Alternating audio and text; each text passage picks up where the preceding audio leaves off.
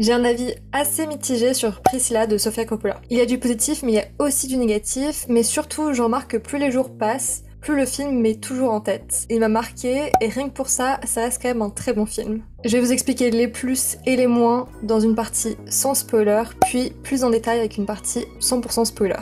Vous aimez Elvis Presley? Bien sûr, comme tout le monde. Alors déjà, il faut comprendre que le film Priscilla revient sur la rencontre entre Priscilla et Elvis Presley, alors qu'elle était âgée de 14 ans et lui de 24 ans. D'ailleurs, les deux vont finir par se séparer en 1972, quand Priscilla aura 27 ans. Et c'est déjà un pari réussi pour le film qui a réussi à retranscrire une atmosphère glaçante d'emprise, et de toutes ces petites étapes qui vont finir par isoler complètement le personnage de Priscilla. Elle va être isolée d'un entourage, isolée de sa propre vie, et va disparaître complètement derrière le personnage et la personnalité d'Elvis. La seconde partie du film, en revanche, me laisse une impression d'occasion manquée. Je trouve qu'il manque quelque chose et que le film aurait pu aller beaucoup plus loin. Et c'est ça le principal point négatif à mes yeux, c'est que le film est resté quand même assez monotone dans sa deuxième partie. J'ai l'impression qu'il y a beaucoup plus de choses qui auraient pu être exploitées qui ne l'ont finalement pas été. Mais malgré tout, je trouve que le film est quand même très effroyable et très juste dans sa représentation de ce qu'est une relation sous emprise. Et surtout dans cette configuration-là où on a affaire à une très jeune adolescente, même préadolescente, face à Elvis Presley, qui est une star mondialement connue, une légende et aussi un homme plus âgé. Priscilla va quitter sa famille qui habitait en Allemagne à l'âge de 16 ans pour rejoindre Graceland, qui est la résidence d'Elvis Presley qui se situe à Memphis, aux États-Unis. Elle quitte donc sa famille pour le rejoindre, donc sur un autre continent, et son isolation, elle est extrêmement bien montrée. Elle est seule dans le monde d'Elvis, elle n'existe que pour Elvis. Et donc, principalement, on voit dans le film une Priscilla qui disparaît peu à peu. Elle ne semble pas vraiment exister. C'est à la fois le propos du film, mais c'est aussi ce qui va finir par me déranger. Priscilla va finir par quitter Elvis pour vivre sa vie et donc se découvrir, mais ce film qui est censé être du point de vue de Priscilla, le reste tout de même, mais avec une certaine distance. Et cette distance donne un goût de trop peu. Je vous en parlerai plus dans la partie avec spoiler, mais c'est vraiment le ressenti que j'ai eu finalement avec ce film. C'est vraiment un sentiment de trop peu arrivé à un certain moment précis du film où j'ai trouvé que ça s'enchaînait un peu trop vite sans aller plus loin dans le propos. Mais c'est un choix aussi qui est assumé, qui est compréhensible et encore une fois je vous en parlerai beaucoup plus en détail dans la partie avec spoiler, mais cette volonté de ne pas aller très loin non plus dans la relation entre Elvis et Priscilla, dans les atrocités qu'est une relation sous emprise, même si l'ambiance était déjà assez effroyable, elle est assez assumée de la part de la réalisatrice Sofia Coppola puisqu'elle avait dit qu'elle avait vraiment essayé de ne pas rendre Elvis tout blanc ou tout noir et de ne pas en faire le méchant. D'ailleurs, ce que je trouve intéressant aussi, c'est que Priscilla, encore aujourd'hui, décrit Elvis comme le grand amour de sa vie, ce qui me fait penser qu'elle ne se rend pas tout à fait compte de l'emprise qu'elle a subie et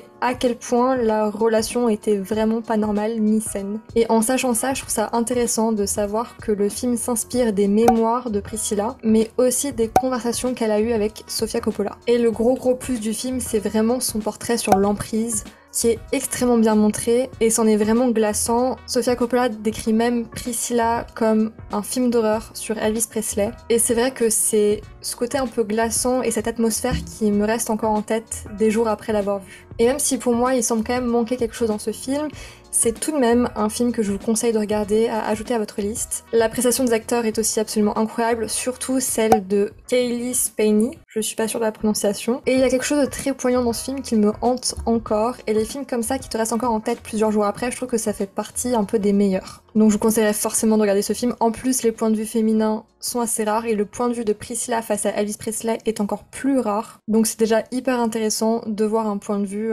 comme le sien.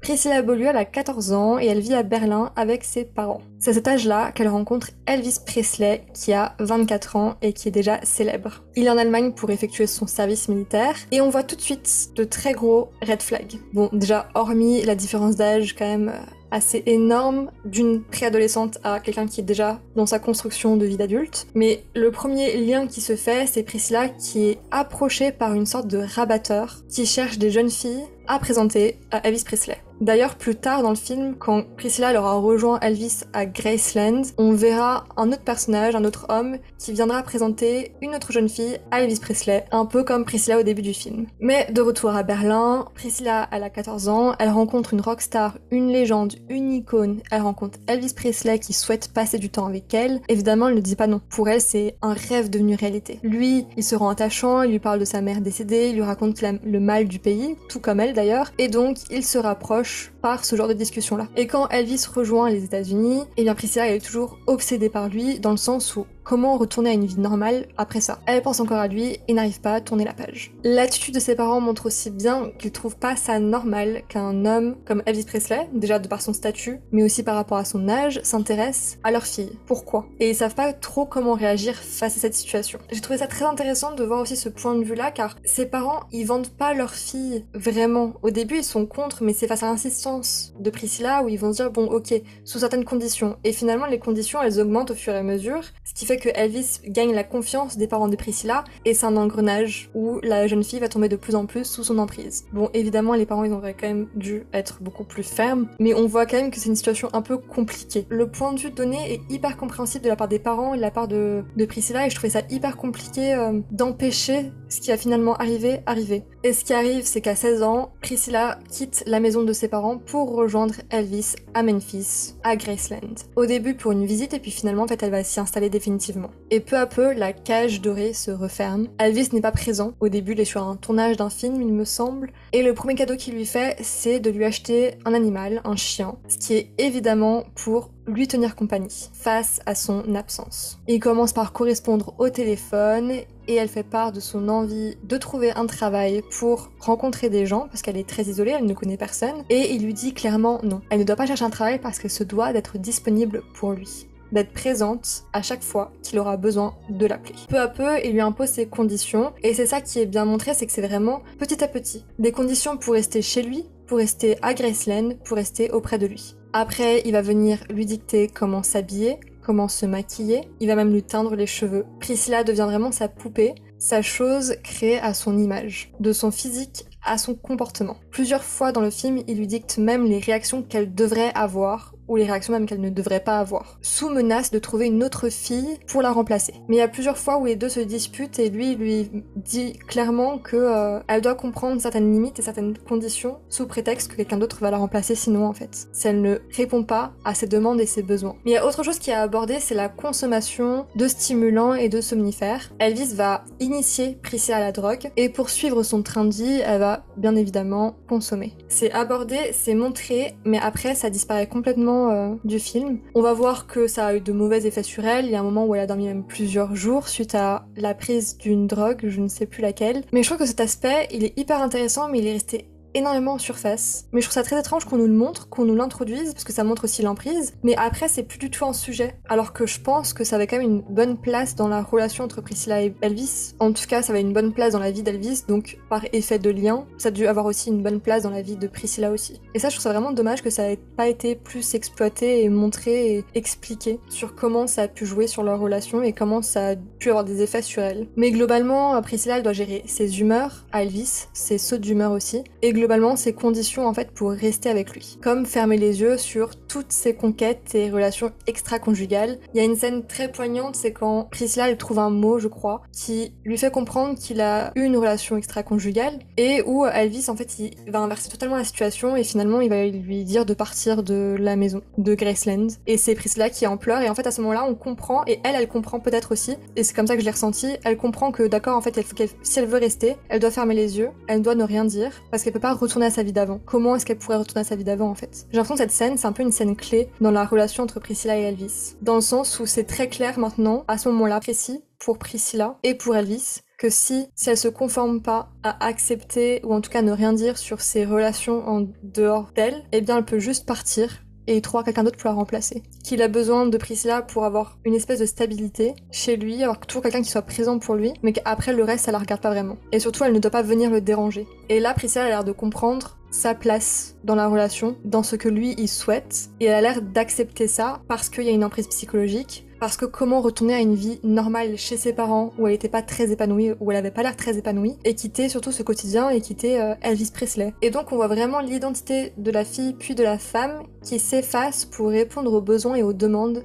d'Elvis. D'ailleurs, c'est bien de savoir que Priscilla a donné sa bénédiction à Sofia Coppola pour réaliser ce film, mais sa fille, la fille d'Elvis et de Priscilla, Lisa Marie Presley, elle, qui est d'ailleurs décédée en janvier 2023, n'avait pas du tout, mais pas du tout aimé le scénario. Elle l'avait même qualifié de choquant, de vengeance et de mépris. Elle disait que son père y apparaissait comme un prédateur et un manipulateur, et en tant que sa fille, elle ne voyait pas du tout son père dans ce personnage, ni le point de vue de sa mère sur son père. Et pour le coup, je trouve que Elvis est dépeint quand même comme un monstre parce que l'emprise elle est quand même très visible, mais ça reste quand même assez doux dans le sens où ça aurait pu vraiment être pire, je pense. Je crois que ça aurait pu vraiment aller beaucoup plus loin. C'est quand même, je trouve, resté assez en surface. En fait, c'est surtout les périodes qui manquent dans leur relation où je trouve que c'est resté en surface. C'est-à-dire qu'on comprend leur dynamique de couple, mais il manque beaucoup de pièces du puzzle, notamment sur l'évolution de leur couple après la naissance de leur fille. En fait, le film passe beaucoup de temps sur la rencontre entre Elvis et Priscilla et le début de leur relation, et après c'est très vite expédié. En fait, à partir de leur mariage, vraiment, c'est très rapide. Ce qui fait qu'après la naissance de leur fille, on voit qu'il y a une plus grande distance qui s'est instaurée entre Elvis et Priscilla, mais on sait pas vraiment pourquoi. Et c'est vraiment à ce moment-là, quand ils font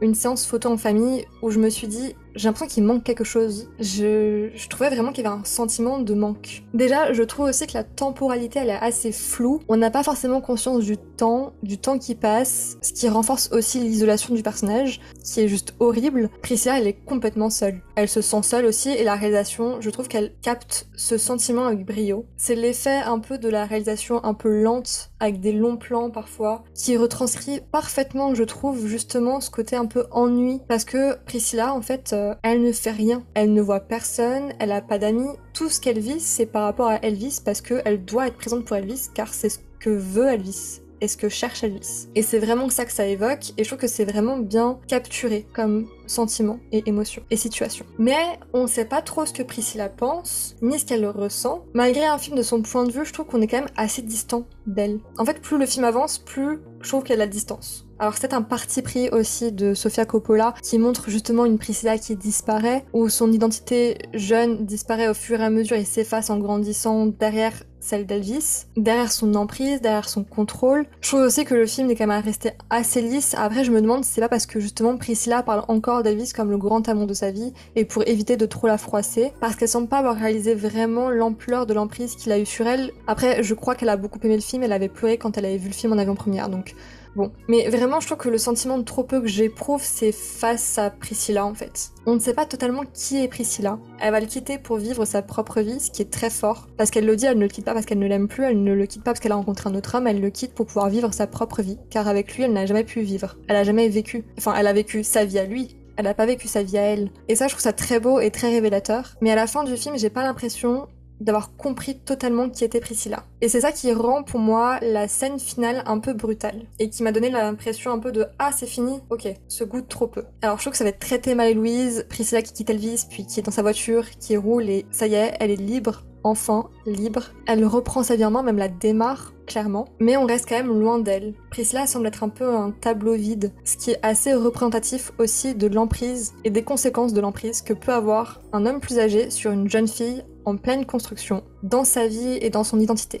Et c'est pour ça que j'ai cette impression de ne pas la connaître et de trop peu. C'est peut-être un parti pris qui est très juste au final, qui fait beaucoup de sens aussi quand j'y réfléchis, puisque c'est aussi le propos du film de raconter une emprise. Et elle raconte, Sofia Coppola, la rencontre d'Elvis avec une adolescente, une préadolescente, jusqu'au moment où cette préadolescente qui est devenue une jeune femme décide de quitter cet homme et de commencer sa vie. Et donc ce côté de trop peu que je ressens, en fait, quand j'y pense, il fait énormément sens parce que c'est très juste, je trouve, dans le portrait des conséquences d'une emprise dans une situation comme la sienne. On passe d'une jeune fille adolescente qui est enfermée dans un rêve d'ado, de rencontrer une rockstar et de vivre avec lui, à une jeune femme qui finit par grandir et réaliser qu'elle veut vivre sa vie en fait, et s'émancipe enfin de cette prison psychologique. Et ça, c'est glaçant, c'est triste et c'est très bien montré. Pour le coup, la temporalité, à partir du moment où ils se marient, elle aurait pu être aussi abordé au lieu d'être juste ultra rapide, parce que vraiment ils se marient, on n'a pas beaucoup de scènes et puis après c'est fini, c'est très rapide à partir du moment où ils se marient, en tout cas c'est comme ça que je l'ai ressenti quand je l'ai vu. Donc il manque quand même des petites pièces du puzzle. Je serais très curieuse de savoir ce que vous en avez pensé, ce que vous avez ressenti de ce film-là, si vous êtes d'accord ou pas avec moi, quelle note vous metteriez à Priscilla. Et sur ce, on se retrouve très vite pour une nouvelle vidéo.